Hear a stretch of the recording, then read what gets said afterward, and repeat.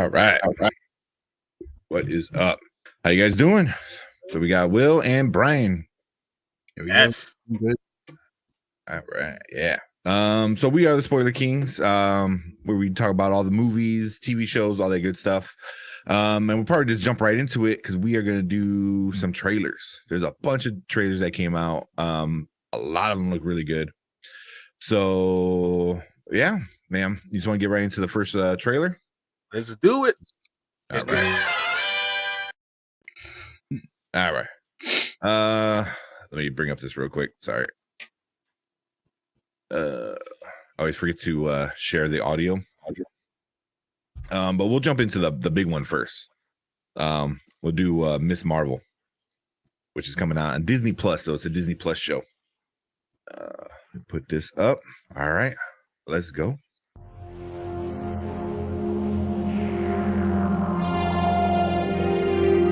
Oh, we're definitely getting copyright claimed. With the weekend music. I get it.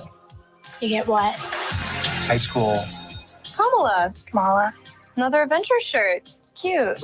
She thinks I'm some kind of weirdo. You are boys. Excuse me. Yeah. You're kind of on my shirt. Sorry. But you're staring at the window in your little fantasy land. Kamala, hey, already? Really? Come on, like. Do I have to figure out my whole future before lunch, or maybe they're right? I spend too much time in fantasy land. That is not you. It's not really the brown girls from Jersey City who save the world. That's a fantasy too. Did something happen to you? No, why? Did you hear something? Kamala? What does it feel like? Cosmic. I always thought I wanted this kind of life, but I never imagined any of this. Do you know what you are? I'm a superhero.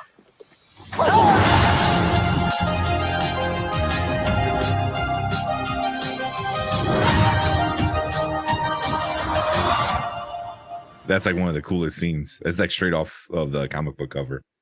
That's exactly what they said. They say they did. Marvel did exactly what it's supposed to do. Took it right off the comic book cover, right in live action. That's what you're supposed to do. When people love something, use it. Yeah.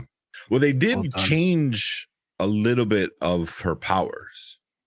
So, which obviously already a bunch of fanboys are upset about that. So I mean, obviously, and then it's a young Muslim woman, girl. So people are upset about that.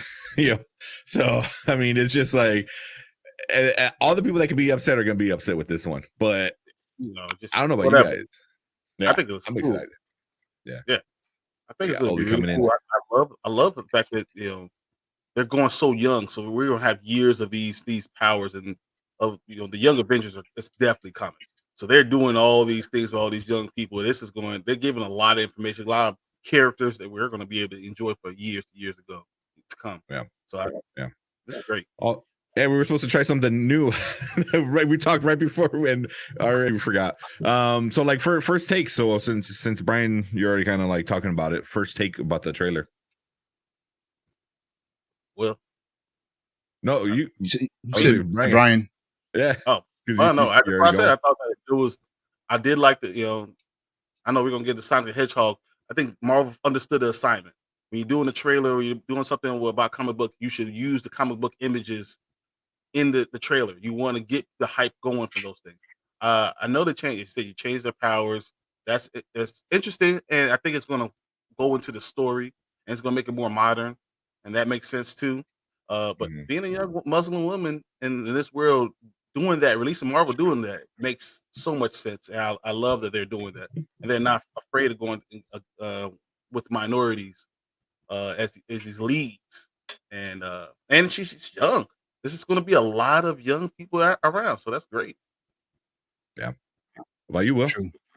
So my first thoughts are like it kind of gives me a Scott Pilgrim Faces the World or whatever it's called. A lot of like that pop and comic look. Love it. I want more of that. My next thing is I'm glad they're like, really looking at representation. So for young people as a cast, that's awesome. And then also agreeing with Brian said, brown people or people of color are getting down to more, leading roles. That's awesome. So far it looks good. The power change doesn't bother me just yet. As long as they, execute well for the whole movie, then I won't even be mad. That's it for me. Yeah. The Scott Pilgrim, for sure. I didn't even think about Scott Pilgrim until you said it. I'm like, that's 100%. I was also getting a lot of Shazam vibes. If you guys seen the movie Shazam, where it's like this kid becomes a superhero and he's kind of like excited and nervous and don't know what to do. So I think we're gonna get a lot of that kind of stuff. A lot of making mistakes, which would be cool. But I've seen this trailer a bunch of times just in the 2 days it's been out. And I watched a bunch of other people talking about it. One theory is that they're the some gauntlets, some cosmic gauntlets that are in the comic books, and they're given to these like protectors of the universe kind of thing. Which I don't mind, because like it's more somebody compared it to the Green Lantern. So it's like it kind of chooses you because you're such a good person, which is what like the Green Lantern kind of does too. Which makes, for me, I like that better than like, oh, she just randomly became an Inhuman, by being in the wrong place, wrong time, and she became an Inhuman and got powers. This one is like, oh, she deserves the powers because she's such a good hearted person. You know what I mean? So if that's the story they go with it, I'm way more down with that, because as of right now, no one has accidentally become a superhero in the MCU. You know what I mean? I mean, it's gonna happen because X-Men's coming soon, and X-Men is just kind of, you grow into being a mutant. So, but so far, yeah. I mean, I'm down. I love it. Shazam, that's great. That's the exact vibe I feel. Shazam, and then exactly, just it chose you. It's Shazam. That's great. Yeah. So I can't wait. It's gonna be pretty good. I think this is coming out after Moon Knight, so we're gonna get Moon Knight, which also looks amazing, and then we get Miss Marvel. So we get Moon Knight, Doctor Strange, and then Miss Marvel. Marvel's just kind of gonna rule everything. We're not gonna be able to do anything else. I'm gonna be stuck to my TV watching all the Marvel stuff. I'm like, here we go. Kevin Feige kidnaps me again. And I'm just sitting there watching TV all the time. Like, oh, I could go out. Wait a minute. No, Miss Marvel's coming out a new episode. Guess I'm watching that instead. And then real quick, so this is I also saw a bunch of other people talking about too. It's like we're getting into a phase in the MCU where there's fanboys in the MCU. Kate Bishop, fanboy. The guy from Iron Man 3 was, I guess, kind of like he's like, oh, you're an Iron Man, like that was, and now we got another who, Miss Marvel, even in the comic book, was a fangirl, does like fan fiction and stuff like that. So now we're in this phase of like people trying to not impersonate, but be a superhero because they're inspired. So what do you guys think about that, real quick? I mean, that makes sense, especially because it's basically they grew up with the Avengers around. They grew up in their lives seeing the Avengers, being look up at them, look up to them all their entire life. So it's kind of shaped the way they are and the people that they are, and that's what we're starting to see. So same thing, Kate Bishop.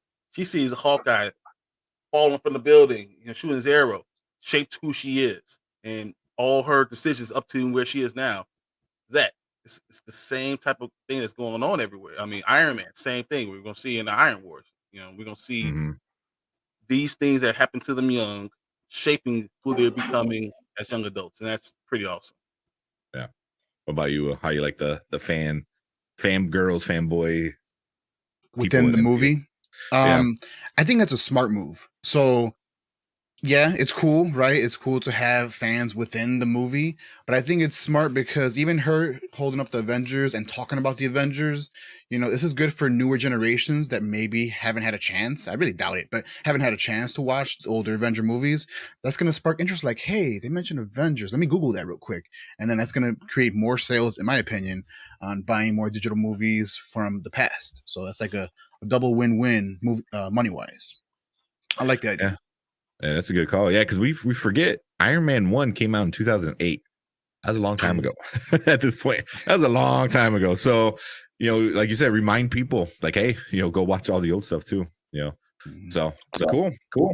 Yeah, that makes sense. But I wanted to say, Marvel's also smart. Just with you said seeing the Avengers all the time, but seeing people putting themselves in the movie. So I think yes, we talk about representation is important because you can see yourself in the movie. But now even being a fanboy, person who loves Marvel, follows all this stuff, seeing them in a movie makes you want to, or in a TV show makes you want to watch it more, makes you care about it more. Maybe you can see the characters more. They are just like you, so you care about it. I mean, it's smart. Yeah, definitely for sure. I mean, being able to relate to characters in any movie is always big, and I think she's getting a lot of hate because toxic fandom is a thing. But I mean, I see a lot of people like girls, minorities, Muslims, like you said, people who write their own fan fictions, people who feel like they're different because they like comic books. It's kind of like kind of what she's going through in the MCU. But yeah, but awesome. Cool, man. You want to watch another trailer? Can't wait. All right. So if you're watching live, stick around. We're gonna do another trailer. If you're watching replay, we appreciate it. But let's get into it.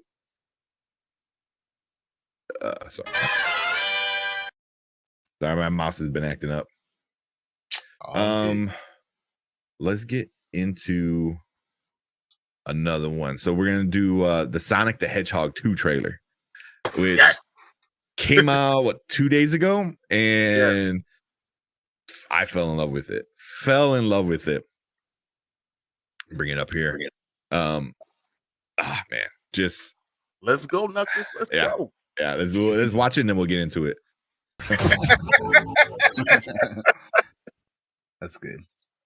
Yeah. Oh, that's hilarious. Yeah, Ben Schwartz is just, I think, the perfect voice. Oh man. So what do you guys think? What about you, man? What about Will? What you think about this one? First thoughts. So my first thoughts are amazing. I don't mean to sound like a hippie or anything, but amazing color scheme. Visuals are on point. Accuracy for the characters from the video game are great. I don't really have anything that I dislike about the trailer. I love Jim Carrey as a comedy actor. Been watching him since In Living Color. So yeah, he's always a genius, a comedic genius. What about you, Brian? Well, first off, I gotta say Sonic is just right in my wheelhouse, because I had a Nintendo and I played it, but it was really like my parents' game a little bit. I played Mario, but I really didn't get to enjoy as much. Sega, when I got Sonic the Hedgehog 2, I wore that game out. So watching that trailer just brought back so many memories, and I love it. I love it so. I love what they do with Tails because Tails don't do nothing. I love what they do with Knuckles. He's useless. Tails is useless. I love what they do with the rings and how they bring it to the real world. I love it all. I'm so excited by this whole thing. I cannot wait. Yeah. I'm right there with you, man. It looks so good. The color looks so vibrant. Like they needed to be so good. I just feel like they knew how bad they messed up the first one, even though after re-editing the whole first one after the bad version of Sonic, like horrible, like nightmare fuel Sonic. The first one wasn't too bad, but this one, is Sonic's voice John Ralphio from is Ben Schwartz is John Ralphio. Which is it fits it fits the character. It's just that weird that voice. It's almost cartoonish. Yeah. You know, which in Parks and Rec is the same thing. You know, John Ralphio was very, you know, like cartoony, goofy kind of thing, and he's like, I love Ben Schwartz anyway. He's a Ben Schwartz. Yeah, he's super awesome. But the first thing I saw was all the video game references, and I was hooked. I was like, they didn't do any of that in the first movie. In the trailer, they're showing you so much of the video game stuff. So I'm like, yes. The title screen. I mean, I love the beginning when they show it's exactly like the video game cover. Exactly like the video game color. Yeah. You understood the assignment. I applaud you. Yeah. So yeah, I'm super psyched. And then you get Idris Elba to voice Knuckles. Like, come on. Like, Genius. that's already, yeah. How did they land that? How did they land that? He had to love it. He had to love Sega. I mean, that's just what it has to be. Yeah. I mean, because Sonic or Knuckles is like, I'm sorry, you know, Sonic, but Knuckles is the coolest, like hands down. You know, like, yep. You know, I mean, if you get into Shadow and stuff like that, but still, the first cool badass character in Sonic was Knuckles. So, yeah.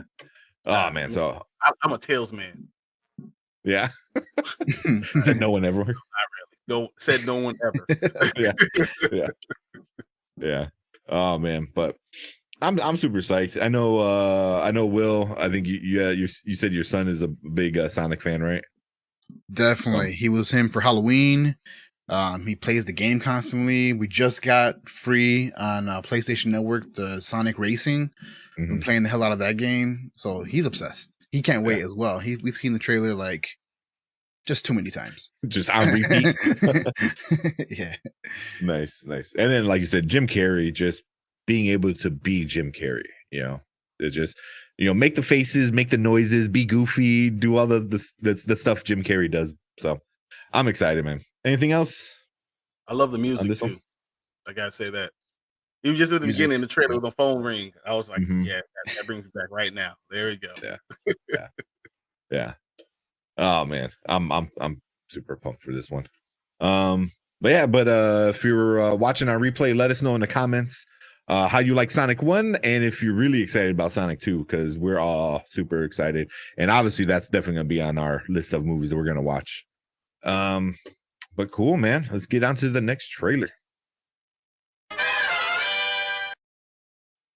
All right. So how about we go you guys want to go super dark or just a little dark? Let's go super dark. Let's go super dark.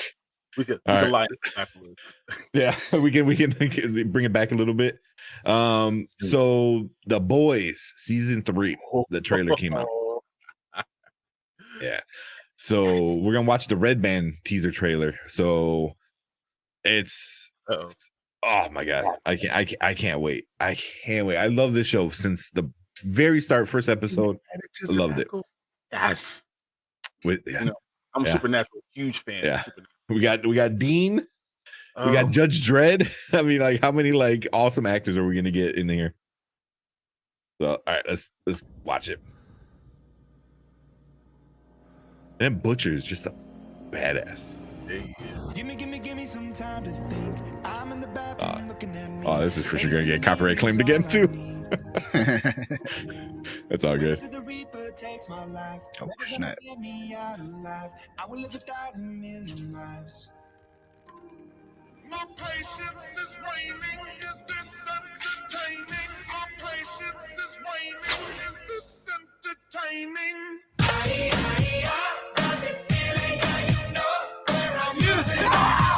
Cause this magic is unfold.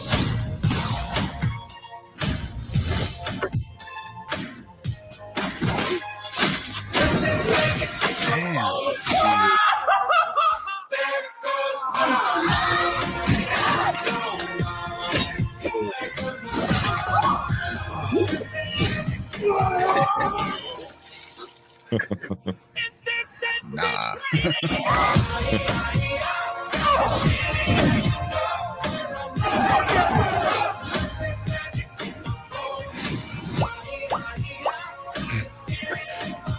He's so weird.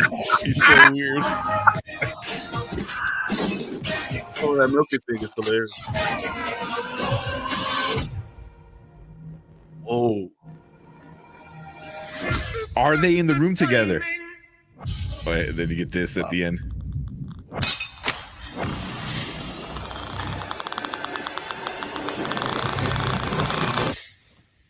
yes. Damn. It's like everything that they showed right there. It's gonna be like the first 2 episodes, and then they're gonna add Soldier Boy. It's gonna be so good. Oh, sorry. Now turn man. Yeah, go for it, man. Like, what was your first thoughts? I'm so excited by that. That was so good, and to know us knowing that Soldier Boy is in almost in 8 episodes just tells us they only gave us the tip of the iceberg. Because Homelander's going to be replaced. They're going to try to start to replace him with the old characters, the original ones. This is going to be epic. It's going to be an unbelievable season. Gosh, I can't believe what I'm watching. I can't wait. I can't believe it's been so long. How long did it? I need it now. I know. Come on. I know. You want to go, Will? Will your thoughts on it? Mine's gonna be really short. So unfortunately, I have not watched The Boys, but this trailer makes me want to watch The Boys. It's obvious that it's like rated M for mature, right? Because that shit was graphic. I don't like that. The first episode you ever watch will be like people getting blown up. It's amazing, but I can't even tell you about what you see it. It's amazing. Okay. Yeah. What is it streaming on? Amazon. Oh yeah, we saw a nice smile. It was really one of the first big Amazon shows. Like they had little things here and there, but when The Boys came out, it was like everyone already has Amazon, but then everyone's like, you gotta watch The Boys, you know. For me, there's 3 levels of comic book movies. There's the MCU that's, you know, more kid friendly, teenage, you know, kind of stuff. You know, you're not going to see too much crazy. Then there's the DC, you know, kind of universe with Peacemaker and stuff like that, where they start getting a little dirty with stuff. You know, Peacemaker had a lot of like dirty scenes. I mean, you saw John Cena's butt a few times. What I need to.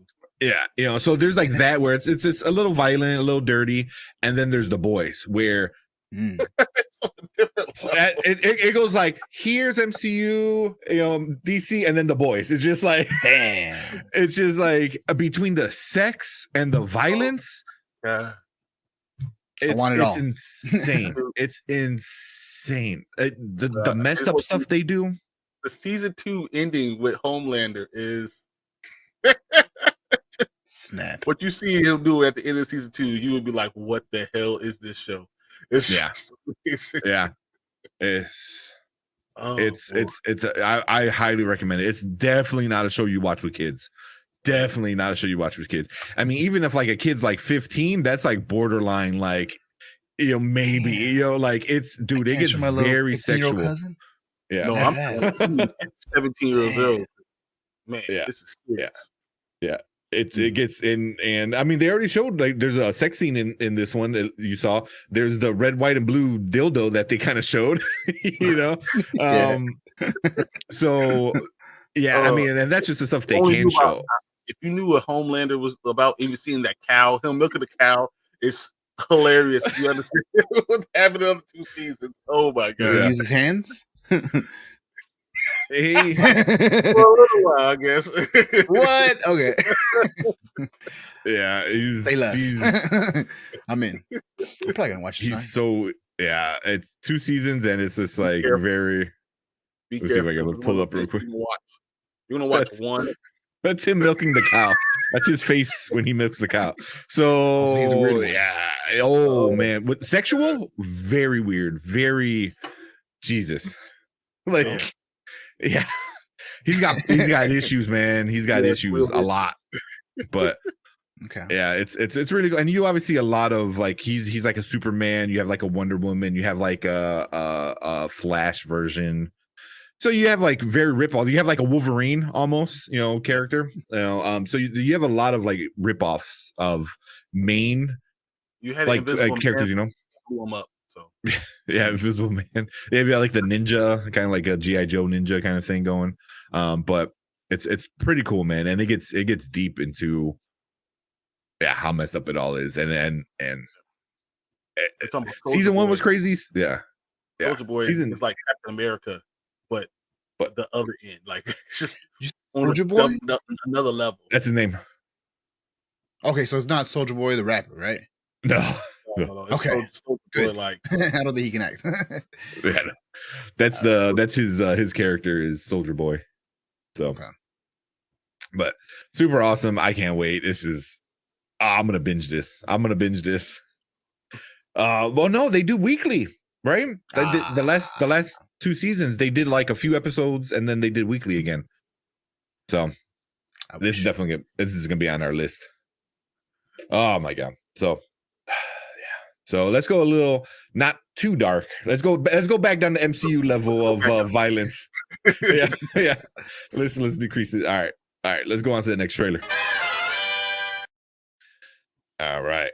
So our last trailer we're watching is MCU's next show that's gonna be coming out in 14 days. Yeah, 2 weeks. Crap. So Moon Knight. So this is their featurette one where you get a lot of, or secret agent one where you get a good look at actually going on Moon Knight. So here, let's bring this up. Steven, you weren't supposed to see any of this. What are you? You sure you want to know?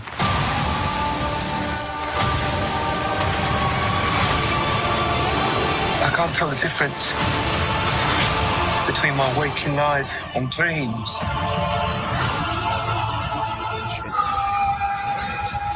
Am I like some sort of secret agent? It's a little more complicated than that. Marvel Studios' Moon Knight, only on Disney Plus. So that's it, man. Just a little thing. Oh my god, that's awesome. Yeah, just a little thing. You get the really good looks at Moon Knight. But I don't know. What do you guys think? I'll let Will go first. Okay, I'll go first. So, right off the bat, they got the costume on point. They got both versions of Moon Knight, where one is like with the hood, and then the other one is when he has a name. I forgot the name. You guys probably know it. He's like kind of like a detective or whatever, or he's what's the name? You guys know what I'm talking about? I don't know much about Moon Knight, but it's him in like a suit. Yeah, him in the suit. That's the one where like he like interrogates or something like that. I forget about it, but that one looks cold blooded. I'm excited because they show him going a little off the wall. He goes a little crazy. That's on point. Yeah, I'm excited. I'm excited to see what they do with him. Yeah. What about you, Brian? I feel like this is the first time you're going to see a character who's going to we're going to really bring up a lot of mental issues or personality disorders. So he's going to have split personality or personality dissociation or something like that. Like you're going to have both of those type of things in this movie. And one guy's not going to know what the other guy's doing. It's almost like Jekyll and Hyde, but other people see it on the outside. So like, it will be like split personality disorder. And I think that's going to be interesting in itself too, and how they explain it in a doctor way, and then going to explain it in a superhero way, and then they'll explain it in a supernatural way. And that's just unbelievable. They're going to be able to do all those things within 6 episodes. Come on, killing me again. 6 episodes, I was upset. Yeah, it's definitely leading to a movie. I feel like he's too big of an actor to just limit him to 6 episodes. Like this is just the origin story. So when they spend, the millions and millions of dollars for the movie, like you can jump right into it. You know what I mean? Like, oh, we don't need an origin story. Go watch that on Disney. Like, let's get into the good, stuff, the good stories. But yeah, he's such a cool character. I don't know too much about him. I just know he was created by Marvel to make fun of Batman, where Batman's like hiding in the shadows and Moon Knight's like, I wear white so they can see me in the shadows. It's like just random. And he has like little gadgets and stuff. I mean, like I know the one comic book clip where he's throwing like his little moon star things, and he's like, "Go random shit," you know, and it's like, so, you know, it's like I hope they do. I there's no way they don't do that in the show, you know, but yeah, I mean, once they said Oscar Isaac, I was like, I'm in. I like he's too good of an actor, you know, and especially with a character like this where you need to have multiple personalities, like you need to have a top tier kind of actor, and he's definitely one. He's for sure one. Yep. So oh man, yeah. So me and Bryon are gonna definitely talk about this, and obviously, Will, if you want to join in on any of this on their Wednesday shows, but we're definitely breaking down each episode when this comes out. Is a must for us. But yeah, man, 2 weeks. 2 weeks. We've been waiting for it, man, and now it's just now this is coming out, and now it's just gonna be Marvel nonstop all the way to the end of the year. Marvel and DC. Think about, I mean, unless they delay anymore. You're right. Hold my tongue. We'll see. Yes. Yeah. More He's a little shy. Yeah, right. That's what DC stands for now, delayed comics or delayed cinema. Damn. Yeah. I ain't even mad at that because it's true. Damn. It's like, and we want it. It was like, we want more. Like, we love the Batman. Like, just unload it all on our laps. Like, give it to us. And they're like, nope. Wait a year now. Like, damn it. But yeah. So cool, man. That was all our trailers.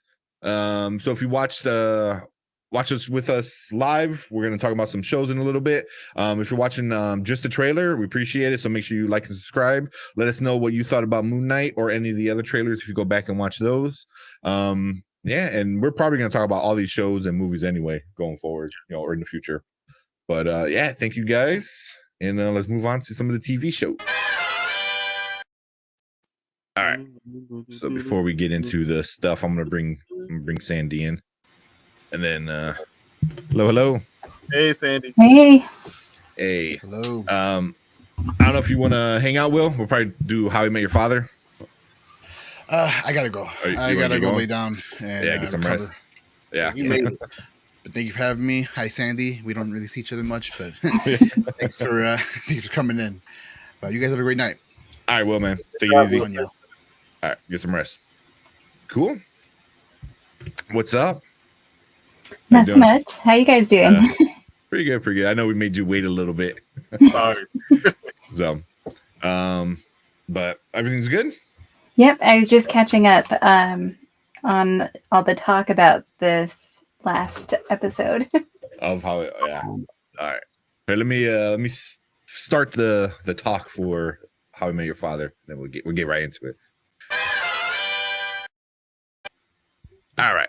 Welcome to Spoiler Kings. My name is Tank. I'm with Bryon, and I'm with Sandy, coming back and helping us talk about the entire season of How I Met Your Father.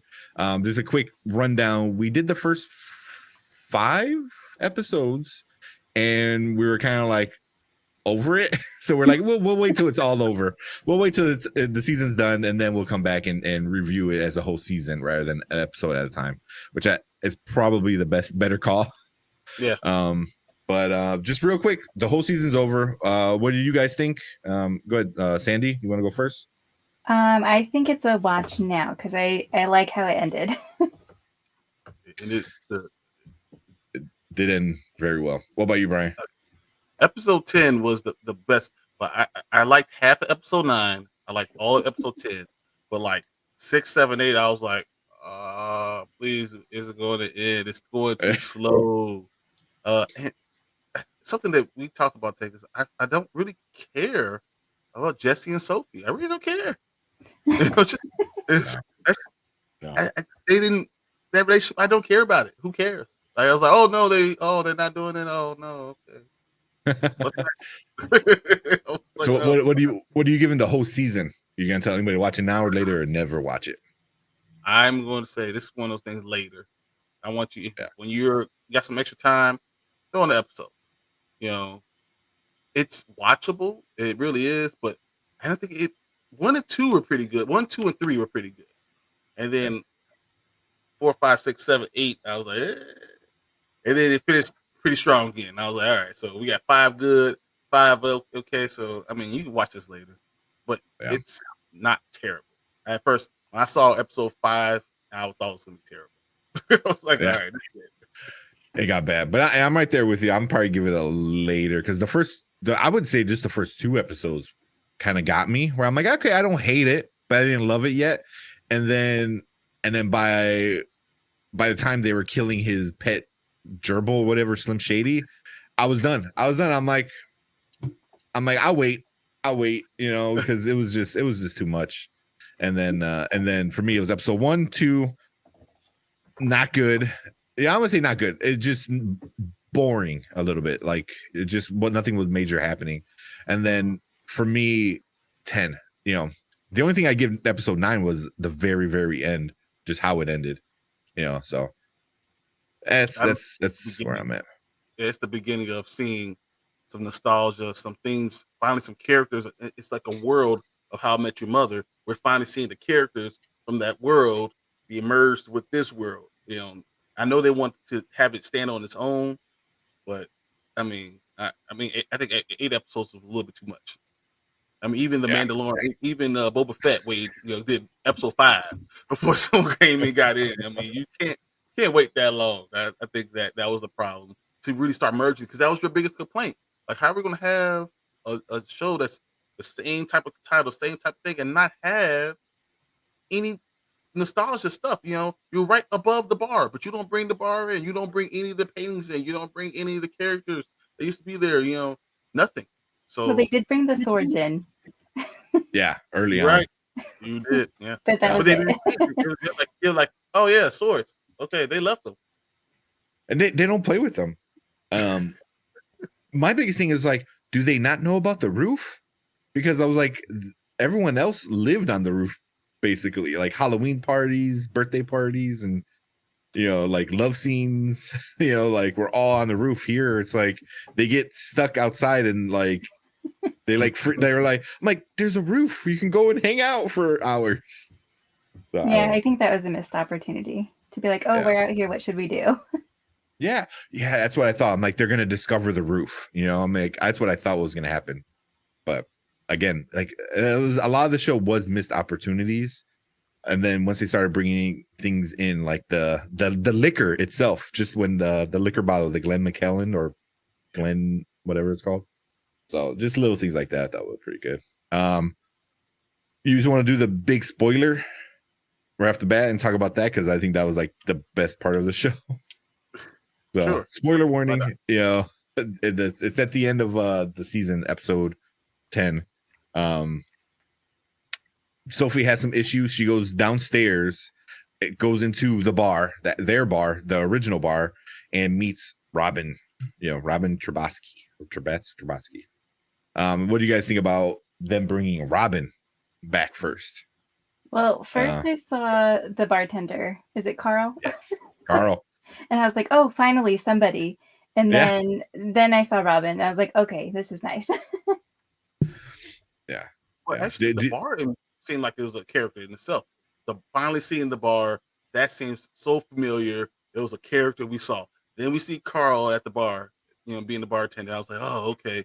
And then Robin Sparks finally speaks up, and I'm like, it's going to save this. They're going to save it. It makes sense now. Okay. They gave us the captain. At least they gave us Robin, someone we actually care about now. Even in the captains, in those episodes, I really didn't care about the captain. It was everyone else he was with. That's all it was. I mean, he was glue. That's all he did this episode. I mean, this series too. He was just the glue guy.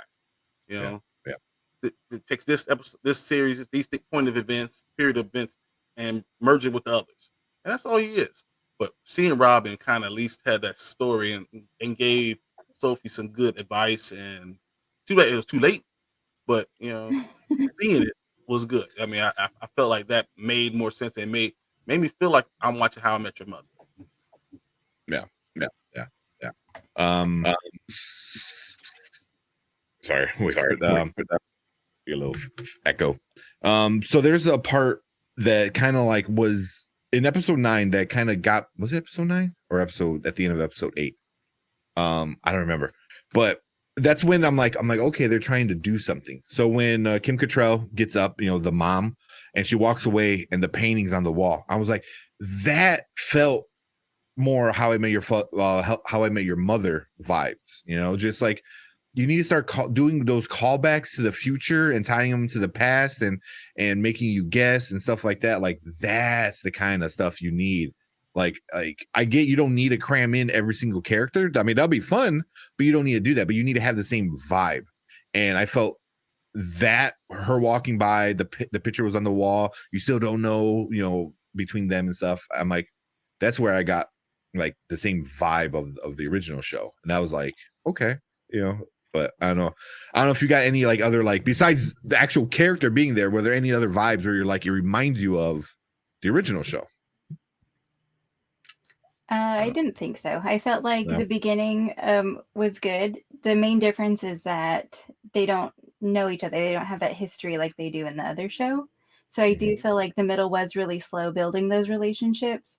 But the last 3 episodes, they do start circling back, which is nice. Yeah. One problem I had, as I said, I don't care about Jesse and Sophie. I really don't care. But, I was happy to get Drew out of there. That made me happy a little bit. Finally, I was like, oh, thank God he's gone. I don't see his face anymore. Or for now, at least. But I care more about, like, Charlie and Valentina, their relationship, their characters mean more to me than all the other relationships. And I think that they almost should be centered on them. And then, Sid and Meredith, Meredith just got back, whatever. It's fine. But I like Sid, the character. I like the fact that they got married and all that whole thing. I think that kind of makes sense. But Charlie and Valentina are the real ones that you care about. And I don't care about Jesse and Sophie at all. I don't care. I think it's Jesse because I like Sophie. But something about Jesse, I just don't care about. It's just like, I'm looking at him like, whatever. Just whatever. There's nothing about you that is outstanding in any way. I think it's a combo of both of them for me.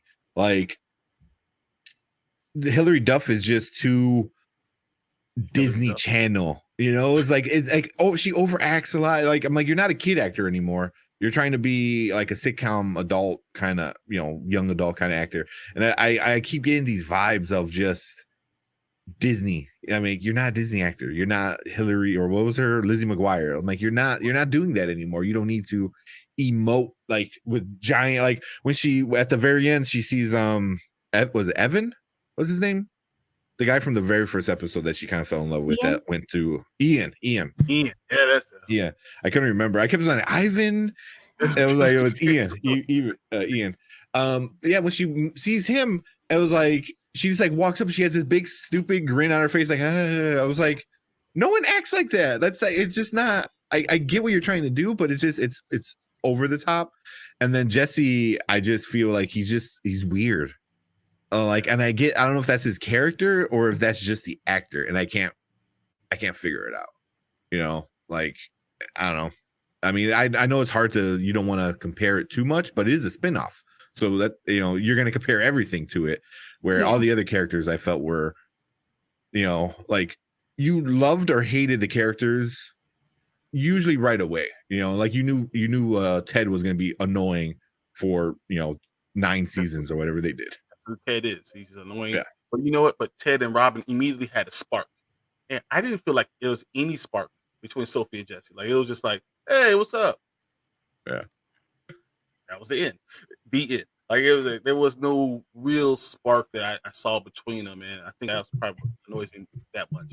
And just talk about the whole Lizzie McGuire thing. Sometimes I feel like in the episode I'm waiting for a little cartoon character to walk up to the screen and start talking, breaking the wall. Like, it just, I feel like that vibe becomes too much, But no. Well, I did see the show called Younger, and in there she's like a young adult trying to make a name for herself.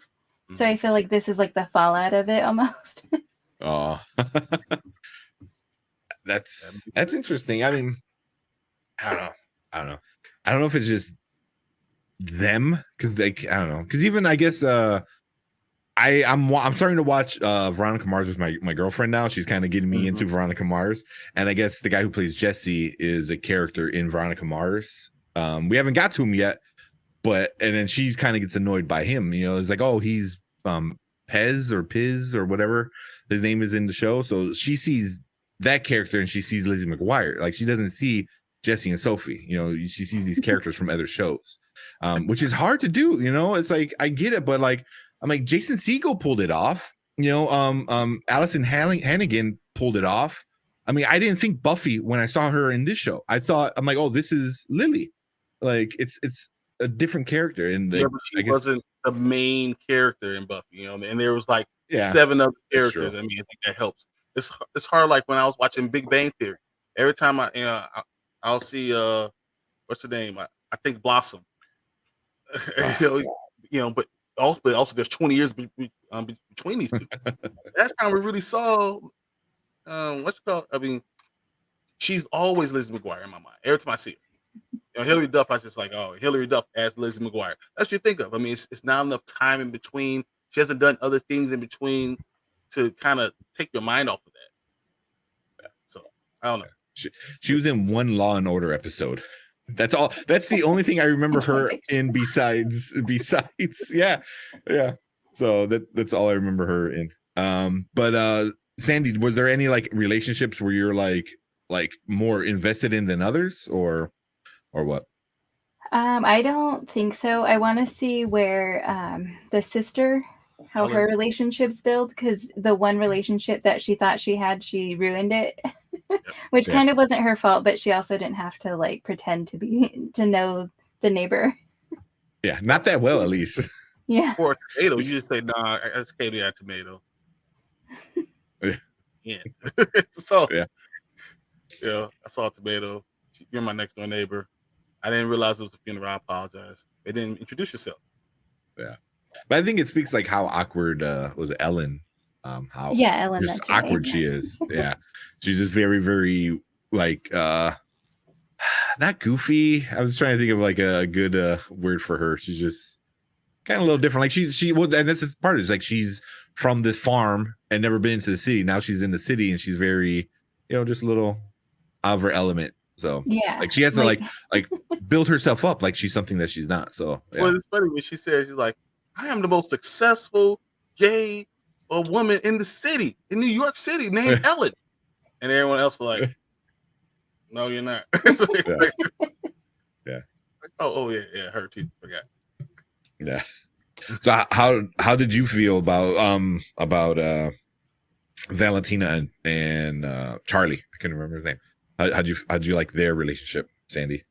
I like their relationship, but I feel like when they broke up, it should have been something that was discussed because he moved across countries or whatever to be there. So I feel like that's something you would say or talk about before you even move in with somebody. Yeah, but he's a narcissist though, so he doesn't even realize like he thinks everything about him. He's like, oh yeah, it must be great. We'll be fine. Whatever. We'll make it. He doesn't think about those things, and then he's thinking about another person might have a different opinion than him. Oh, wait a minute, what? Yeah, I think he's starting to get that more, because now he's cut off from the money, right? Where all the other times he's been with all the other girls and stuff, I assumed he still had the money. So now I don't know, is it different now? Because he's broke and he's poor and he's living in a crappy like apartment with Ellen. But yeah, it's just I knew they were gonna break up because when he got a job, like an actual job, like I'm like, oh, that's gonna be the reason, or the reason why he stays in the country, is he has like a work visa or whatever you want to. So it's like, oh, he's working, so he can stay in the country. Whether if he wasn't working and this was doing nothing, they would probably you can say the deportation kind of thing. But I don't know. But I think them two together are more interesting than anybody else. Well, it's Sid and his wife, but they really barely touch on that.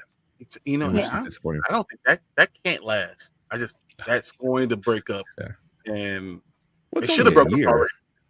Yeah. They should have broke up right before they got married. That's what they should have done. But now that they're married, this is going to be a heart-aching. I think Sid's going to end up with somebody else. And I think we're all going to see that. I hope not. I don't know. What do you think about that one, Sandy? That one I don't know, because I know that like in How I Met Your Mother, Lily goes away and they do kind of go on a break and then they regret it. Where here I feel like they've already gone to the next step of marriage. So are they going to regret that, or is it going to be completely opposite and of the original? Yeah. I kind of hope it's the opposite, because like one thing I hated in the original was like Lily had Marshall, who was the nicest, kindest person like ever, and it was like you couldn't talk to him and say, hey, I want to go live over here and like pursue my dream for a little bit, you know. And of course Marshall would have been like Sid, like, yeah, go ahead, do it, I'll be here waiting, I'm moving with you, you know. He would have dropped everything and said, all right, let's go. Which he did. He moved to Italy, France. We're at the end of the series. So that was always one thing that really bugged me, was like her making these decisions because she didn't think like Marshall was going to be okay with it or something like that. And I was like, you know, after watching How I Met Your Mother for like the 12th time, I realized Lily is the worst. She is a horrible horrible person, you know. And you don't catch it the first or second time, but the more you watch it, you're like, oh, she does really messed up stuff, you know. And Marshall is like very forgiving, you know, for the most part. But I hope it's that. I hope he's just supporting her and proves that like it's the opposite of Lily and Marshall, where like she's like, oh, I have to go do this and I have to go do this alone, whether in this relationship she can do it, but they're still together, you know. Yeah. So, I am interested to see how Sophie and Ian get along, because he does come back at the end, and they already, I feel like, kind of have that chemistry going on that they talked about like in the very first episode. Mm-hmm. Yeah. And then as far as the captain coming back, what I found out was that the boats that he was referencing, that's what Ian was working on. When the wife says, like, I want all the boats except for like that one that can keep working. Yep. Yeah. So I thought that was kind of cool how they tied that in, and also the pineapple. Yes. Oh my God. We finally learned, I guess, where the pineapple came from. So yeah, because he said it was missing. Yeah, from his like porch. I can't believe it. I don't know about you, when we watched it. And he brought it up. We were both like, "Oh, look!" It was like, it was just such a cool like moment where it like the silliest thing tied in, and you're just like super excited about it. You know, like legit a pineapple. You know, so yeah. I feel like Sid and Meredith's marriage is not going to be what we think. I think it's going to be more like how Robin and Barney only lasted for so long because they're just too different. You know what I'm saying? Like, and that's why I feel like they're just gonna be too different, or they're so similar that they're going to hate each other. You can't have two people that are exactly alike be together all the time. I feel like that's going to how Sid and Meredith going to be. They're both exactly the same. Or is it Sid and Lori, right? Meredith is Jesse. Oh yeah. Jesse and Meredith. Right. Oh, yeah, Sid is it Lori? What's his wife? Wife's name? The one that just got married, right? The one that just got married. Sid, what's his wife? See, exactly. This is the problem with the show. Right there. Yeah, I mean, they only showed her like twice. You know, I was like, oh, I should be happy for her, I guess. Yeah. I'm looking at it now. Hannah. There. Hannah. Yeah, it is Hannah. I see it. Right? Yeah. But yeah, I don't know. It can go either way, but I hope they stay together. I hope they stay together for the next season or 6 episodes, because I don't know how that's gonna work. But yeah, this show did get picked up for a second season, so we're gonna get more of the gang. But anything you guys are expecting for season 2 that you maybe didn't get in season 1? Definitely more flashbacks. Yeah. Yes. Yeah, more flashbacks, more character development, and tying the two worlds in, and seeing what, as you said, Ian. I want to see what the heck happens with him. I mean, how has he changed the team? How does he affect the team? Is he gonna be another 1 season boyfriend like that they always do? Oh, like the cupcake lady? Yeah. Oh, he is. Yeah, he's gonna be. What's her name? Oh my god, that's the one he should have ended with. He should have wind up being with. Right. Those are so stupid. But yeah, so is Ian gonna be the one that kind of goes and comes throughout the show? I don't know, but definitely, like you said, more flashbacks. I want more. They only did 2 flashbacks that I can remember, and both are with Sid. Like I want some more of that. I want more like flashback. I want more flash forwards because like in How I Met Your Mother, they did that a lot as well, where they showed a little glimpse of the wedding and you never knew whose wedding it was and this and that and stuff like that, and then so I definitely flashbacks and flash forwards and just small references. Like I lost my mind when they brought up the pineapple, and that it was just the smallest thing. I mean, I just feel like small little references are like what hooks the original like fans. It's like because it doesn't mean anything if you've never seen it. Where you're just like, okay, whatever, it's a pineapple. But then the people who've seen the original show, it hooks them. So I don't know. I think you need stuff like that. Yep. I feel like there is a mystery brewing because they mention, I think it was Halloween in like 2018 or something. Yes. Yeah. And she's like, "Oh, we don't talk about that." Like, and then they went back to the story. Yeah. See, like that's those are the vibes. Those are the things, like we need more of. We need more of those like original kind of things. Also, I was seeing Dan Levy is an executive producer on this show. So I mean he did yeah. He knows how to write a story, like a very, very well, like funny story. He did he was obviously Schitt's Creek, so people who don't know who he is. But do you know the Zoe yet? The one character who's been around so much in all the all the stories that really brings everyone together. You know what I'm saying? Like, because Zoe, the whole captain thing, that was throughout a lot of the series. Yeah. Do you think Ian is that, or is he just another placeholder? Or well, was Zoe married at the time? Like so she couldn't kind of go away. I think she was. She was with the captain, right? Or they weren't married. Were they married? I don't remember. They were married, and she was getting a divorce to the captain. Yeah. Yeah. Yeah. I don't know. They just need glue, like you were saying. Like they need those characters that are the glue that just connect certain people. Because right now it's just like everyone's like, oh, I met him in an Uber and now we're BFFs. So it's like, what? It's like that's not real. So I do feel like the last 2 episodes were really funny. Like when Robin's like, "Oh, my fan! Like I can't hear you. I'm talking to a fan." Like, yeah. I mean, Colby Smulders is Robin. I mean, she's Robin Sparkles. I mean, there's no like, it's just who she is, Like, yeah, she's so I don't know, so much herself. But I don't know. Anything else before we finish it up? I don't know. Just gotta see where it goes from here. Yeah. Oh, there was one more thing.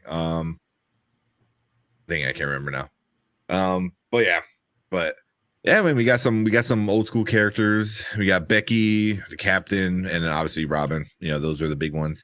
Who would you guys want to see next? Robin made a lot of sense why she was the first person, to show up. Like no family. She just got off the divorce, which she said in the show. So she's kind of like she's able to swing around and do things and be places where the other ones can't, because they all got families and married and stuff like that. You think Robin was divorced then? She said it. She said, "I've been divorced." Yeah, but does that? We don't know if who is she going to meet. We don't know where she's going. Yeah. We don't know exactly what's happening and what part of the time. I mean, did Ted come in? She's back dating Ted again. Because she said, "I was single.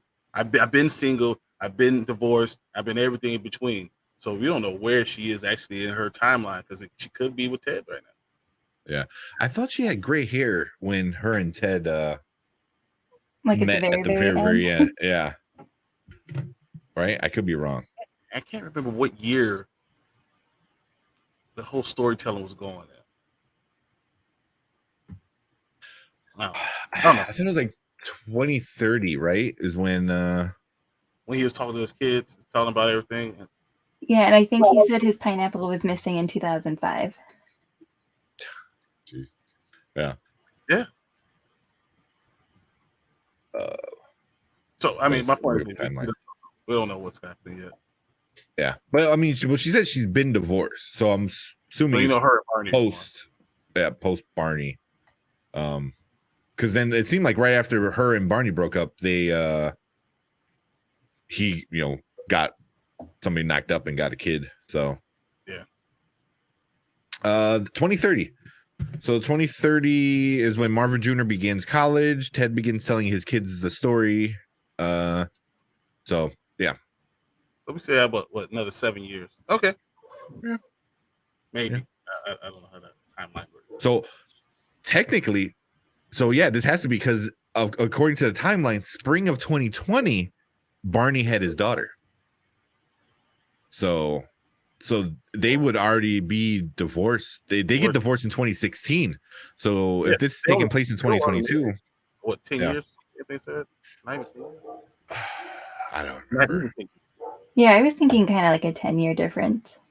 Yeah, that sounds about right. I'm trying to see it. I don't really see it because I'm looking at the future kind of stuff. So, no, not even. It said because Ted and Tracy went on their first date in 2013, so it couldn't be too much before. So yeah, like maybe 3-4 years max that they were married. But then that doesn't make sense because doesn't the kids say, "Oh, they remember Uncle Barney and Aunt." I remember saying that. Yeah. They're always arguing. I don't remember, Uncle Barney and Robin are always arguing and blah blah blah blah blah. So I don't know. Yeah, I don't know. The timeline gets very weird at the end where they start throwing stuff out. Kind of like because it says 2015. Ted and Tracy have their first baby, and then I mean, if you're saying like just a few years later, Barney has his kid. 2020. So five years. Mm-hmm. And then Barney. Well, yeah, and then Barney and Robin get divorced in 2016. So you're talking about like a year. So they wouldn't. His kids would have never seen Barney and Robin together. So that's what I mean. The whole thing doesn't matter. But doesn't mean that they're not both coming to the house even after they're divorced. Yeah, that's possible too. Yeah, but yeah, that's all here and there. But I also have a feeling that Marshall will be the next one to show up because he wanted to be a lawyer, like for the environmentalists, and I think that would kind of tie in with like what Ian's doing. Yeah, that makes sense. Ian. Yeah. Who do you guys think will show up? Well, I already know Neil Patrick Harris said he's not showing up as Barney unless they change how Barney is. Like he already said that. Like he doesn't want to be that Barney that he was in the show. He wants to be like the newer Barney. So I don't know. I think he could pull it off because he was a hippie when before he met that one lady. Yeah, true. If he did Ted, it would have to be with Jesse, I guess. Possibly. Jesse comes back from his tour with Meredith. Mm-hmm. So possibly Ted, maybe. Start the new season with that, and he feels like he can't talk to Sophie anymore. Then there's this disconnect, whatever. And Ted says, "Well, yeah, I've had this type of problem before, blah blah blah blah blah," and it's all in the bar again, same type of thing. Yeah. Or maybe this time it's on the roof. and Ted is sitting there. He's looking at another building that he's about to build or something like that. He just kind of happens to bump into him. Or it could be Ted and Tracy up there, kind of like him showing Tracy, because that was a big thing with the first one, was a lot of people were upset that we didn't get a lot of the mother, a lot of Tracy, you know. Oh my God. Yeah. So that was the big thing that people were really pissed off about. So maybe that's a way to kind of like, oh, here's another scene with Ted and Tracy. Here's another scene with them together. Well, it is how he met, not how he dated. Not how he dated the mother. That's true. That's true. But yeah, I love Jason Segel. So I would love to see him come back and be Marshall again. You know, I wouldn't mind. You know, maybe being, like you said, a lawyer or the judge. I think he started becoming a judge at the end of the show. Before he became like a Supreme Court judge or whatever he was becoming at the end. But I can see something like, I mean, they already brought back the National Goliath, but it was National Goliath Market, you know, which I'm like, oh, they're already changing that. So interesting. But you know it's going to be Lily, right? Because we said all that. We know it's going to be a Lily. That's just what's going to happen. Probably. She's the worst. Oh man. Cool. Anything else? I think that's all I got. Yeah. I'm really happy with the ending. Yeah. It hooked me, so I want to see season 2. You know, if it didn't hook me, if it kept with all the stupidness it was doing in the middle of the season, I would have been kind of upset. But it ended good, which is kind of the important part. I felt like all those middle episodes is like the writers were in the room. They're like, so what else should happen? I don't know. What you think? And then what you think? And then like it's just random ideas. Just like, we should do this. Yeah. What does that have to do with anything with the story at all? Nothing makes sense at all.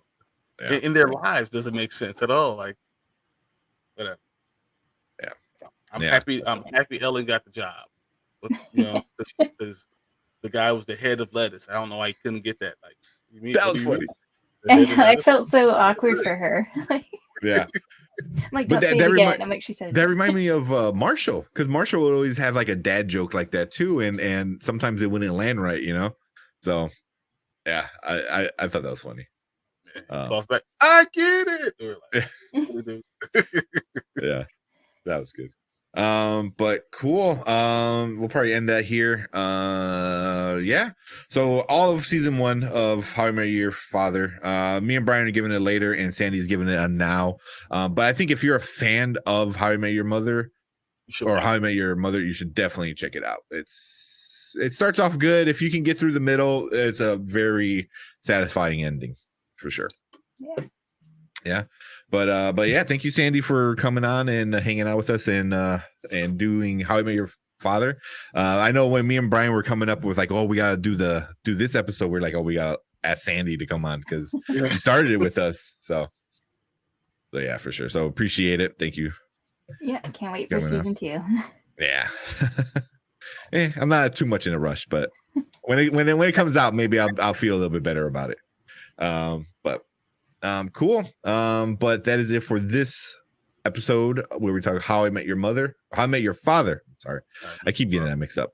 But yeah, so thank you guys. If you're watching live, stick around. We're gonna talk Bel-Air. If you're watching on replay, thank you. Make sure you like and subscribe, and we'll check you out later.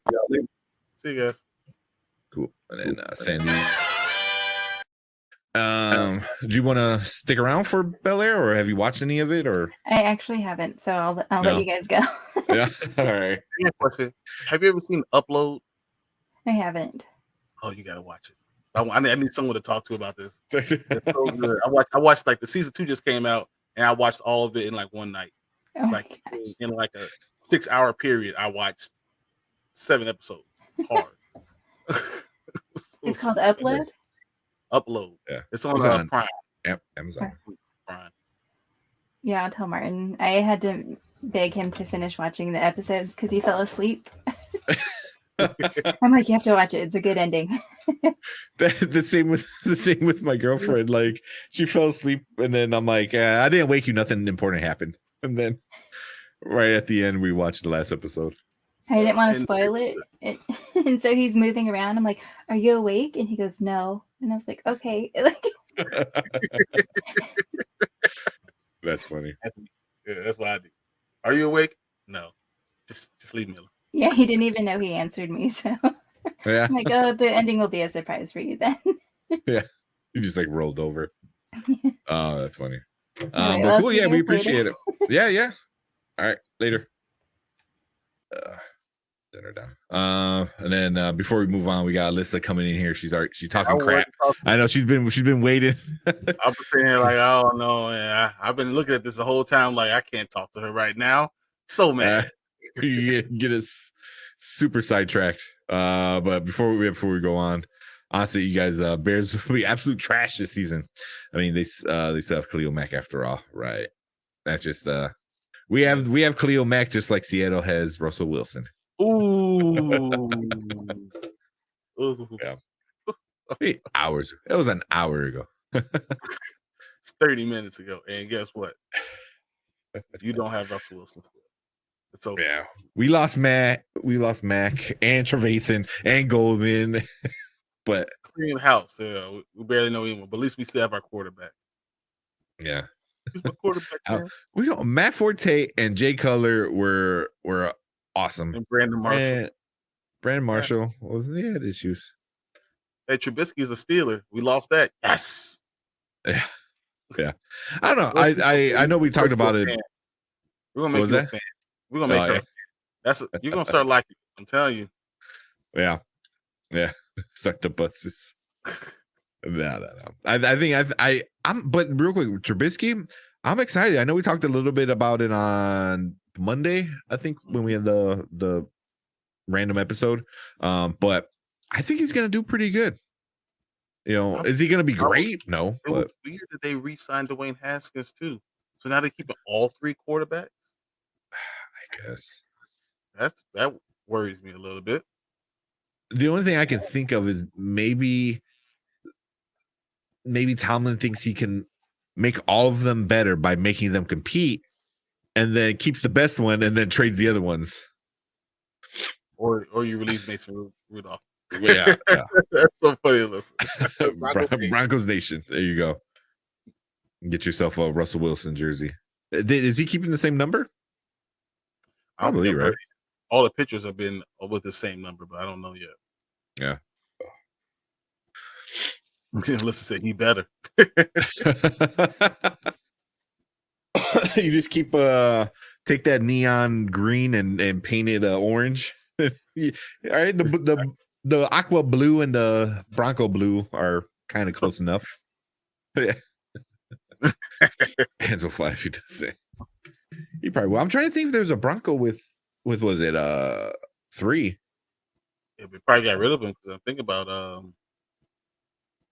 what other quarterbacks are even there? Because Teddy's gone. I don't know who's even left. I don't know. I mean, catch Rag if he loses his number. Well, now they got you could pick any number. So I don't know, Russell Wilson might decide he wants to go with there he goes. I want to play under 72. That would be so weird. So weird to see a quarterback with a high double digit. That's like they say Tom Brady should have a 45. That'd be funny. He should use the number.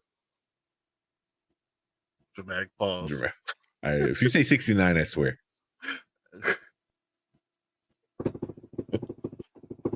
That's it. We knew it. No. Wow. Yeah. Nah. I mean, usually players, I don't know if he has any connection to 3. I mean, he might just stick with it because that's. I don't know what his number was when he was at North Carolina. Carolina. Was it North Carolina State or was it North Carolina State in Wisconsin? I don't remember. But I mean, I feel like he's so big that 3 is just his brand at this point. You know what I mean? It's just, Yeah, he was 3. He's 3 with the Denver Broncos already. Yeah. So you're good, Alyssa. You're good. All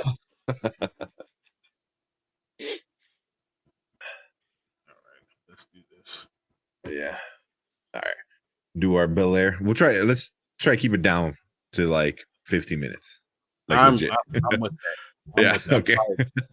Yeah.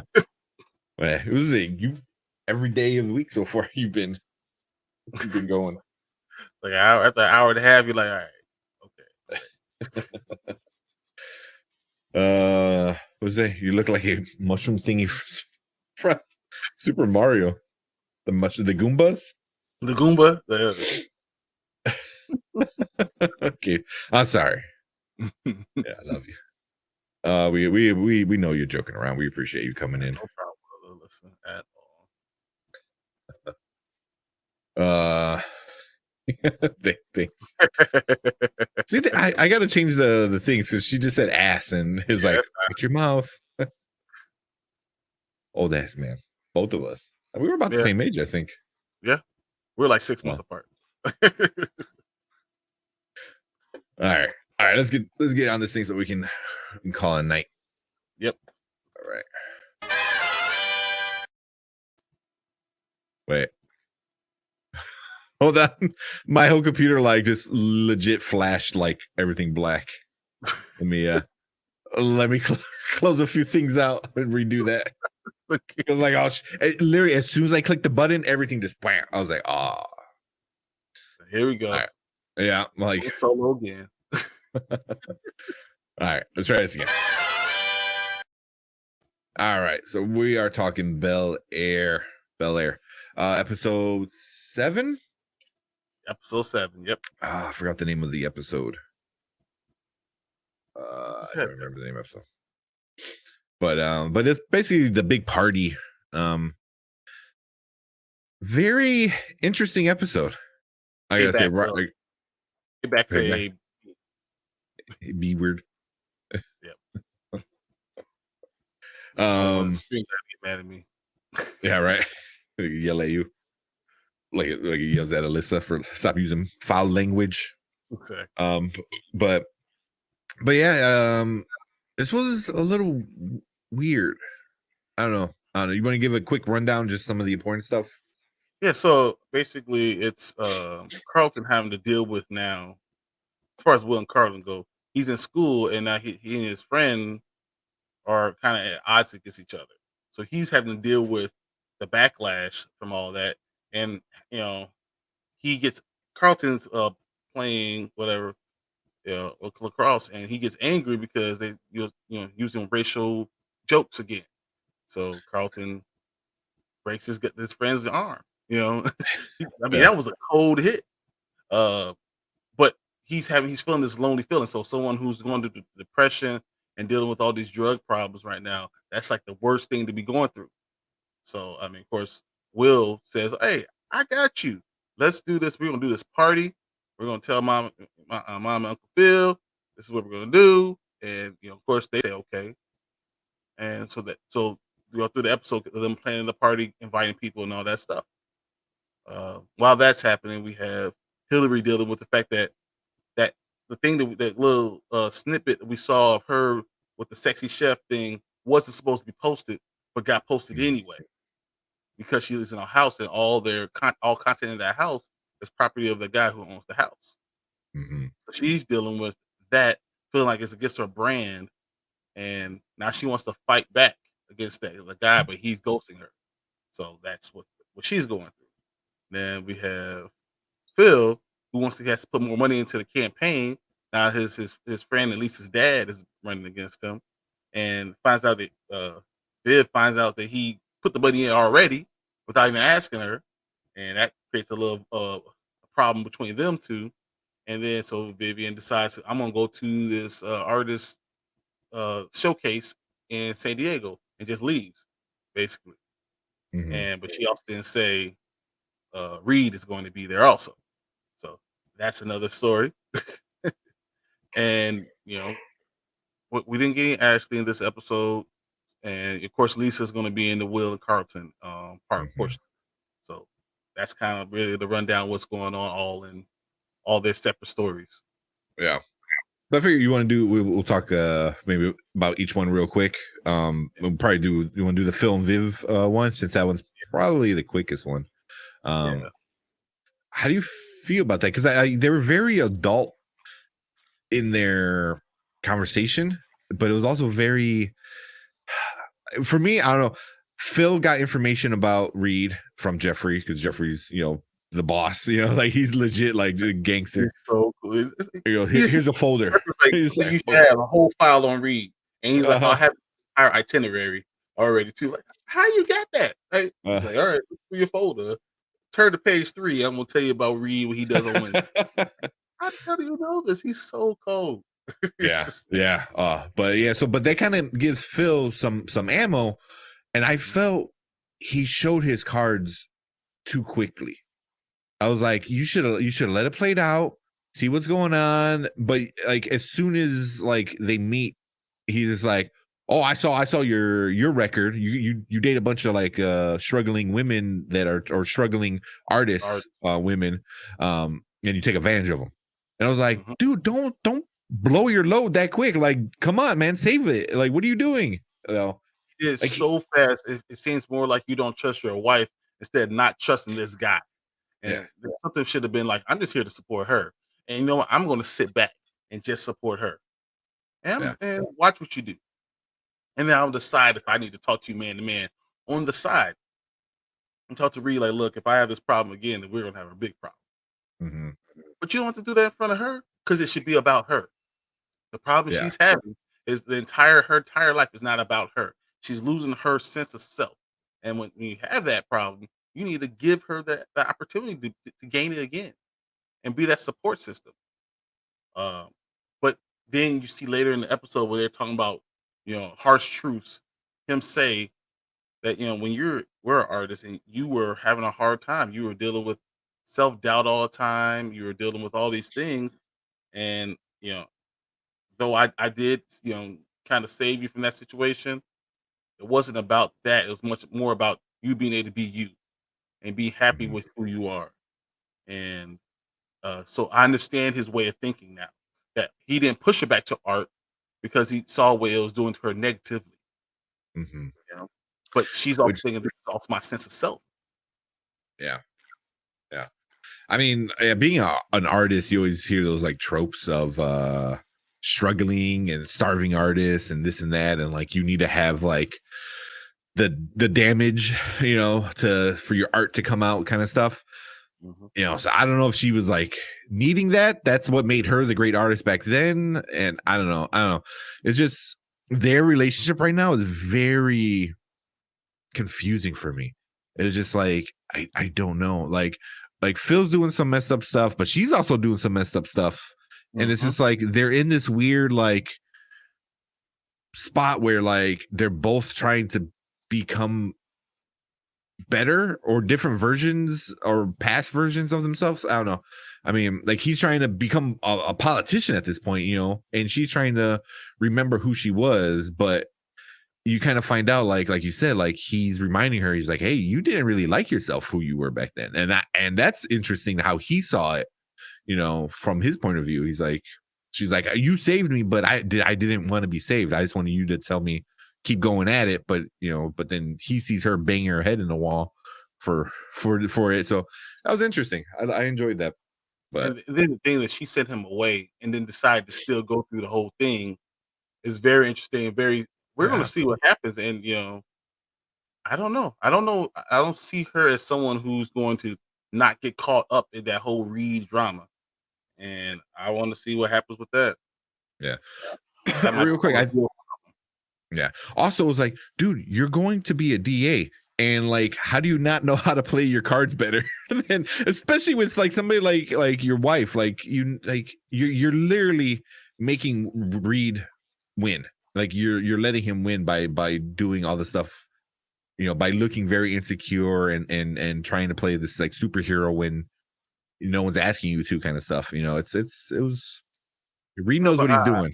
I also understand because when you for your wife, you're like, I'll do whatever for her. And instead of thinking about, well, you probably should just trust her, and only thing you can do is live with the results. That's really it. I mean, you have to trust her, let her do whatever she's gonna do, and live with the results of what happens. Yeah. I mean, I think he's gonna try to hit on her, and I think she's gonna push back because obviously she's mad at Phil, but she doesn't not love him. She loves him. You know. I think that she's going to play into it a little bit, and then eventually she will say no. But I think she's going to play into it too much that Phil's going to get angry and said, "I told you, I warned you, and you still played into this. You still did these things. So now I can't trust you. And now we're going to have this real divide between them. So now it's going to not just be this happy home that Will's in. It's going to be a home of turmoil."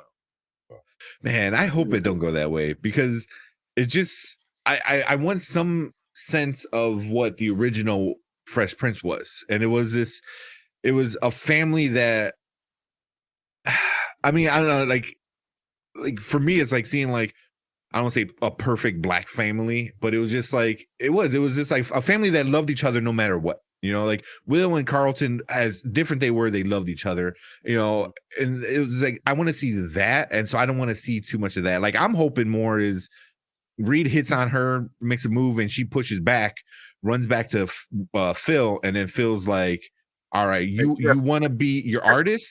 Yeah, right. Yeah, Jeffrey, go handle this. But like, she's going to come back and Phil's going to be like, all right, you want to be artist?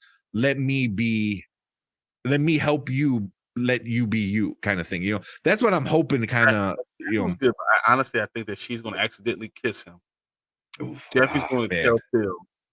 Phil's not going to say anything immediately. She's going to admit to all this stuff, and then she's going to shut down Reed before Phil knows anything about it. But then he's going to bring it up, like, and that's more realistic.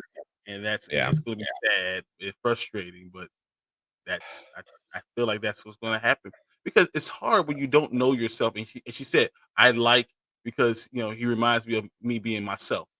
Well, that's always a very dangerous thing, that your husband should be the one to be able to do that to you, for you.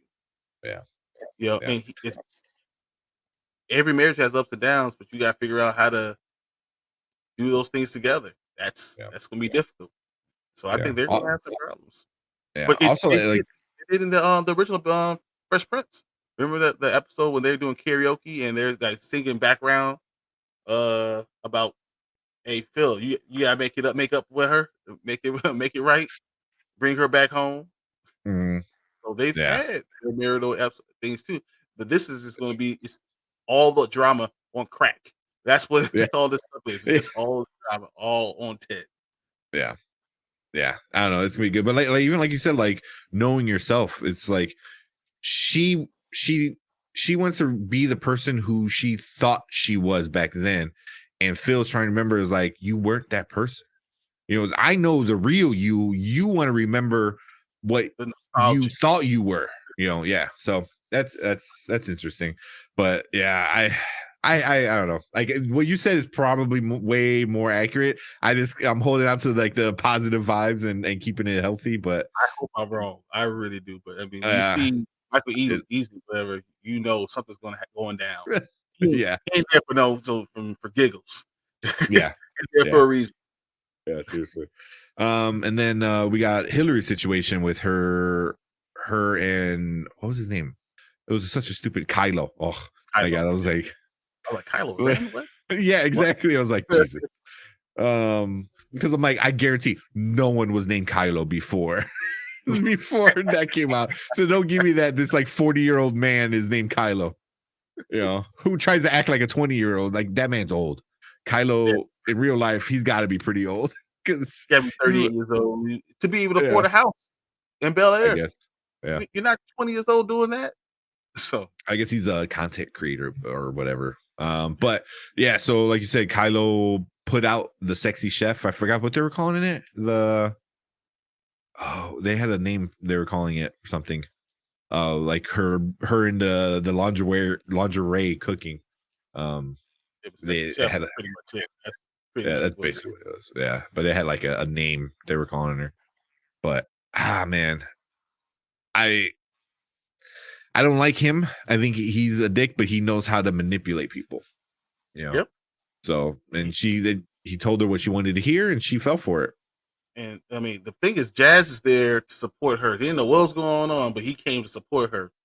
And then, of course, she's like, "Oh no, you just don't understand what's going on. You just don't try to sing like he's ignorant." He's like, "Look, I wasn't ignorant when I came here to support you. I'm not ignorant now, but I'm just going to leave because you say you want one thing, you say you want people to look at you one way, but as soon as someone throws a couple dollars in your face, changes. So you don't really know, you're willing to sell your soul. You're a sellout already. So she's dealing with that now. And she's going to deal with that in the coming future because she is becoming a sellout. You say, I'm about one thing, and someone shows you a few dollars and says, hey, let me introduce you to Victoria's Secret. And she's like, oh, look at this, look at this, look at me. Not all good opportunities, not all opportunities are good opportunities. Yeah. Yeah. And I mean, it goes back to one of the first episodes, when she is cooking for the magazine people, and they told her basically like, stop being so ethnic and whatever they, microaggression they told her. And she was super against it, but I'm like, but now he's doing it, but he's doing it a little bit smoother. You know what I mean?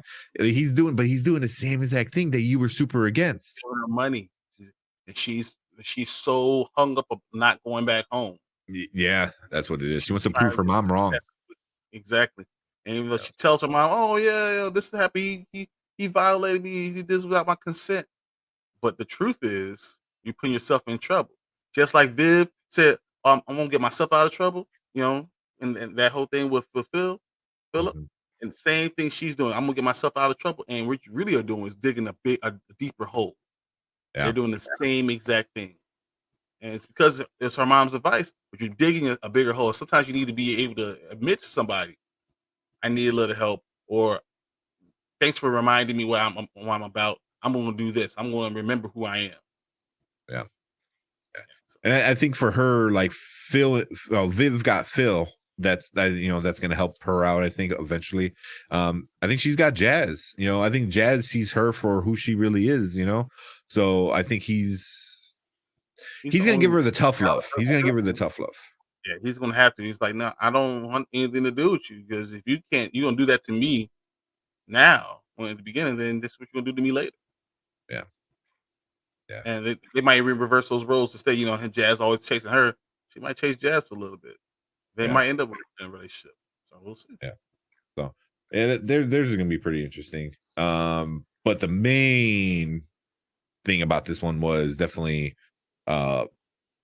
mainly Will and Lisa, which they did a callback to the original Lisa with her real name, which was pretty awesome. So that was good. And then and Carlton, of course. The whole thing with Will and Lisa, with them sneaking around, with all that stuff, like we're together, but we're not telling everybody we're together, and then both their parents saying you can't be around this person, so that made them want to be with that person even more. At least until this election's over. Oh no, I don't care what you say, I'm gonna do that. But this is like one way Will is trying to help his cousin and try to regain his confidence and get his trust and all that. And then in the same breath, he's doing dirty by him. All you need to do, Carlton needs time. Give him time. Yeah. Why would you do this? Why are you rushing these things? And I feel like Will is like, he knows he shouldn't be doing it, but he just falls into that trap over and over again. And I was furious watching him. I'm like, dude, if you were my cousin, I'll be one to punch you in the face. Yeah. Yeah. The first time I'll give Carlton, like, dude, come on. Like, he's new there. You don't know. And, now I was like, and now it's like, not only do you know what they're dealing with and what they dealt with. So you're on a whole nother level of understanding rather than they were just a couple. Like, no, like you knew like everything. So yeah, that whole thing with Will, I was like, man, you're kind of being an asshole, Yeah. Or at least wait. And the police are saying there, don't believe that's Carlton's house, about to put him in handcuffs, and Will's in bed with Lisa. And he promised Carlton, don't worry, I got you. And once again, he wasn't there for him again. Yeah.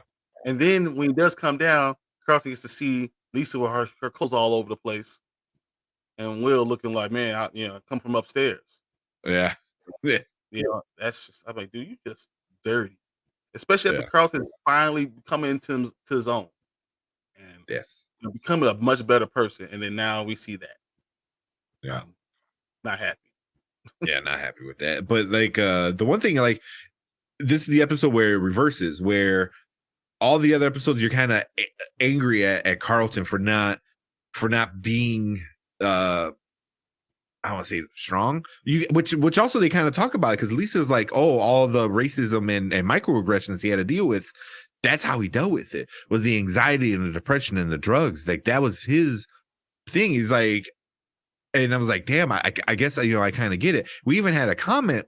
Somebody left a comment. Sorry, I can't think of it right now.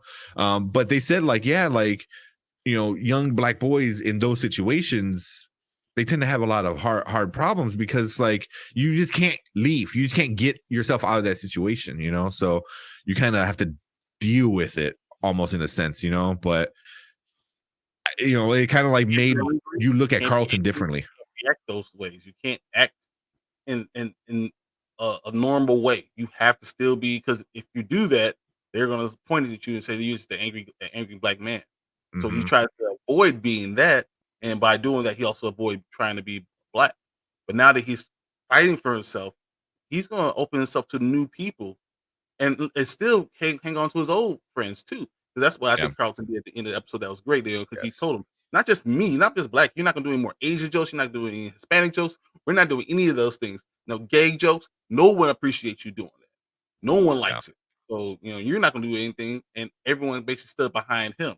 So this was the perfect time for Will to support him, and Carlton would have been on his way. And then Will could talk to Carlton. It's like, look, I really do like Lisa. If you don't want me to do anything, I will not. But if I can, I would like to date her. That's how it should have went. But instead, once again, Will rushing because lets his emotions just rule him. Oh, I'm angry. Let me grab the gun. Oh, I'm worried about this. I'm gonna do this. I mean, he just lets his emotions rule him instead of thinking things clearly. When you thinking things through, you don't make those same mistakes, and he keeps on making them. Yeah, every single time. And even like, I think Carlton knew what he did, because also, what was the girl's name? Was it Aisha? The one he was talking to? I guess she goes to the school too, which, makes sense that he doesn't hang around any other Black students, or we haven't seen any at this point, is because he kind of avoids them. And they even, she even said them, she goes, I haven't seen you in any of the BSU meetings or anything like that. And he's just like, oh, so she calls him out. She like straight, and he didn't like it, but that's something he needed to hear, not from Will, because Will's just, this guy from the hood, like, here's somebody, one of your peers, who's in the same area, in your same school environment, and saying the same thing. So it's like, you don't have to, hang around with these, racist white boys, and deal with their BS. Is like, like, we're here too, kind of thing. But he's also starting to see that he can be himself. So it's okay if I like lacrosse, if I like certain things, I can still do those things and still be Black. It doesn't mean I'm not Black, but I want to stand up for what's right. And I think that's going to open up a whole nother world to him. So I think what's going to change is now we're going to start liking Carlton, and we're going to start looking at Will like, wow, you really got some problems, man. Yeah. Like you said, he can't. It's not just like he can't keep it in his pants. He just can't keep his emotions in check, like you said, and how one episode changes how you see one character, and for me is like, it changed my whole view on Carlton. When Lisa told Will like what he's been dealing with forever, in school, and you're like, damn, okay, and then he stood up for himself and stood up for other people, and all the other like minorities and stuff, and then at the end, Aisha gave him the little like, cheers kind of thing. I'm like, all right, so this one episode changed a lot how I thought about it. And real quick, did you see the dance? Yep. Did you see dance? That made me... It was so awesome. So good of a callback. Once again, a show showing good callbacks. Take notes, guys. Take notes. That's how you do it. Exactly. But yeah, this one was really good. A lot of drama. This is the first one I watched with my girlfriend, and she's like, oh, this is basically a CW show. I'm like, yeah, basically. It's like a lot of drama. This one's the only one that had a lot of kissing and sex kind of stuff. None of the other ones had too much of that, so we're getting a little bit into that. But wonder what this was. Bring. What if it brings a pregnancy scare? Oh my god! I mean, that'd be real. It'll be very, very real. So that'd be super interesting. Super interesting if they decide to go that route, but which they might. They probably will. Because I don't want to say the show's woke, because I don't like just that word, because it seems like it's a bad thing almost, but it's very, it understands the world that it is today. You know what I mean? If and a lot of people don't like it because there's too woke kind of BS that people say, but when Hillary was talking to the other girl in the house, in the content house, and she said something, she's like, first, don't talk down to sex workers, and I'm like, okay, so I was like, kind of like interesting, so but that character is definitely the woke quote unquote character, but so I know like people are gonna have feelings about it, but I didn't think anything was too bad about it, but I'm sure people are gonna talk about it already. I want to say all I want is more Jeffrey. Yes, yeah, more than like 2 minutes an episode. Can we I want a good solid half of the episode of just Jeffrey and what he does all day. Yeah, exactly. What do you do? How do you know all these things? Who are your contacts? You could just. How are you such a badass? This is awesome. Yeah, they got to give that to us. But cool, man. We've been going on for a little bit over, I think, about 20 minutes, but that's not too bad. Better than that 50-minute episode we did the other day. Longer than the regular episode. yeah. But honestly, the Bel-Air stuff is doing really well on our channel. So, and we both like the show, so might as well give the people what they want. And also, I'll give comments. I like to read them, and we'll start responding, and even talk about it on the show. So please leave comments. Let's discuss this stuff. Yeah. I'm down to do some comments for Bel-Air next week if you want to do that, because we'll obviously do the next episode. We got a week or two before Moon Knight comes out, so we'll if you want to see your comment on the show, leave one and we'll see. We'll get to it. But cool, man. Anything else? Nope. I think this is just a good time to stop, and new episode tomorrow, so I can't wait to see. Yep. Cool. But if you're watching our replay, thank you for watching. Make sure you hit the like button and give us a sub. We're doing pretty good. We're on our way to 200. We're almost at 150. So that's our next big milestone, is get to 200 subs. But yeah, let us know what you think about this episode. A bunch of other stuff we got on the channel as well. We got Oscar movies. We got our weekly movies that are coming out. So anything you want us to watch, come and let us know. Yep. So hopefully we got some solo stuff coming out. I think I'm going to do a Disenchantment. I think you're going to do a Picard and maybe an Upload. So I think I'm going to do Upload. I watch lyrics. I watch Upload too. Like I keep it say 6 hours. It's probably 4 hours. I watched straight through 7 episodes in 4 hours. I was just going right, and it was unplanned too. So yeah, nice. So definitely not going to be short on content. But yeah, thank you guys for hanging out, and that is it for this episode of Bel-Air. Next week we're doing episode 8.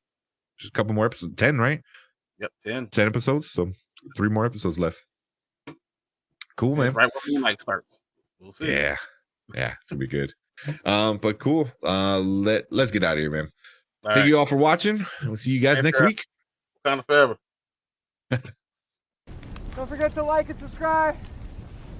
We out here.